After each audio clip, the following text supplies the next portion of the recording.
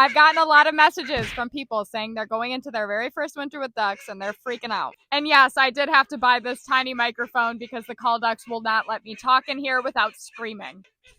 She doesn't like it. Anyway, the reason why I'm making this video is because I wanted to bring you guys some peace of mind. Ducks are one of the animals on our homestead that I worry about the absolute least when it comes to winter. These guys are literally built for the cold. They're packed with tons of feathers. They have a thick layer of fat that protects them. Their feet have like this insane regulatory system that stops them from dipping below freezing. Don't ask me to explain it. I've read it 100 times and it still makes my brain explode. Not to mention the fact that ducks' feathers are naturally waterproof, which is really helpful when it comes to keeping them warm. You guys don't have combs and wattles, so they're much more resistant to frostbite than like chickens are, if that's what you're used to. They're really incredible in the cold. What do you think about winter? Peanut could definitely survive a pretty brutal winter on warm peas alone, right, Peanut?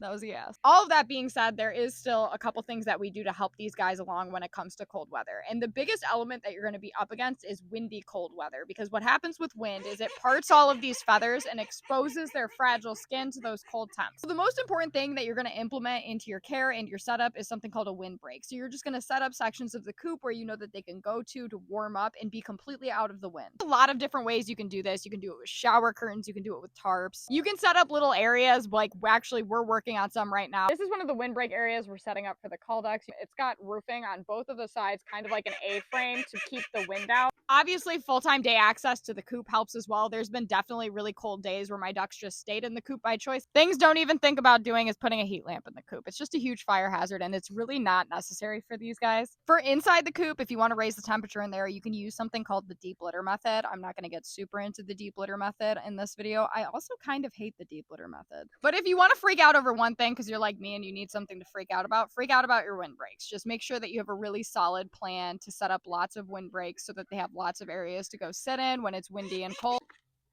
They're fighting! They're fighting! Take him off! Peanut, can you say that's all I got for this one?